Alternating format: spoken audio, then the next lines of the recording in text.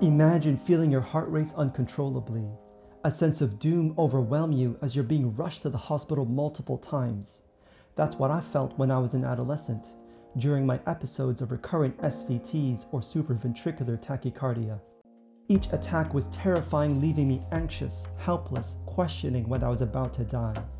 Those near-death experiences forced me to face my own mortality and pushed me on a path to discover how I could quiet my mind and truly live in the present moment.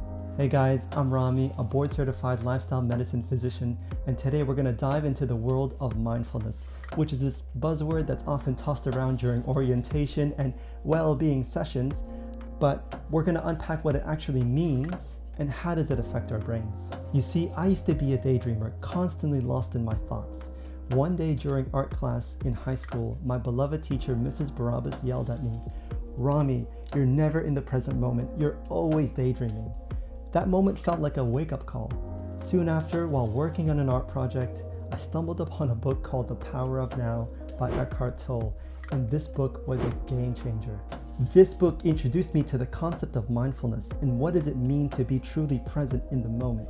Most of us live on autopilot, constantly trapped in an endless cycle of thoughts that create stress, anxiety, and even depression. We're so wrapped up in our mental chatter that we're not able to see the present moment, which is where life happens. But here's the truth. You don't have to be a prisoner of your own mind. There is a way out that will create a space for clarity, calm, and creativity. Imagine being able to quiet your mind at will.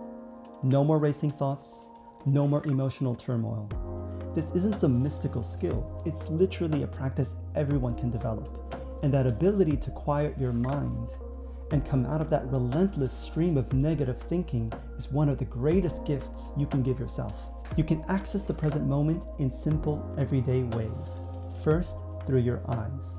Pay attention to the objects around you, their shapes, their color, without thinking about them or even judging them. Second, through your ears. Listen to the sounds around you. The raindrops in the background, the birds chirping, the leaves rustling, and even the hum of traffic. When you listen without judgment, you immerse yourself in the present moment, and this can go deeper and deeper. Third is through your breath. Pay attention to the natural rise and fall of your breath as you breathe in and out. It's one of the most natural ways that you can live in the present moment and be anchored in it. Fourth is through your inner body, which basically means that you're paying attention to your hands, your feet, your lips, and every part of your body. And this sensation is called proprioception, and it grounds you in the now. And finally, be the watcher of your thoughts. Imagine yourself as a sky that is completely clear, constant, unchanging.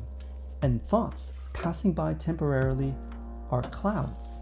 By practicing this, you separate yourself from the voice in your head, and this creates a space, which is one of the greatest experiences that you can have. Studies using brain imaging or MRIs have shown that 8 weeks of mindful practice can thicken the prefrontal cortex, which is the area in the brain that is responsible for decision-making and memory.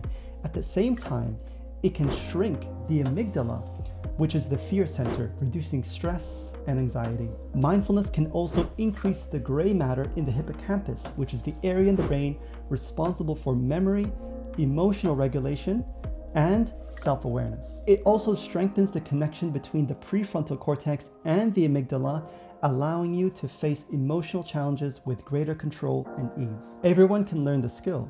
It just takes practice. The ability to quiet your mind at will is one of the greatest tools you can develop for your well-being. Not only does it bring calm, but it also rewires your brain and transforms your life. And you don't need to wait for a near-death experience to realize this. That power you have is right here, right now.